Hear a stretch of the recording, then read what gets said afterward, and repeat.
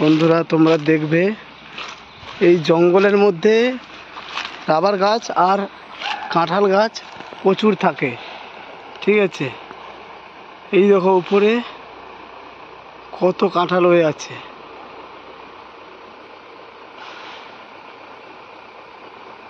ওই একটা কাঁঠাল আছে, এখানে দুটো হয়ে আছে। তো বনে কাঁঠালের ভাগটা বেশি হয়।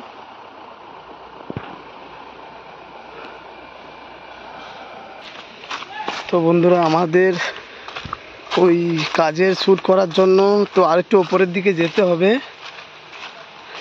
কত কাঁঠাল পড়ে আছে বন্ধুরা দেখুন, একটু উপরের দিকে যেতে হবে। তো আর একটু উপরে গিয়ে ওখান থেকে ভিডিও করব, তো পুরোটাই আসবে।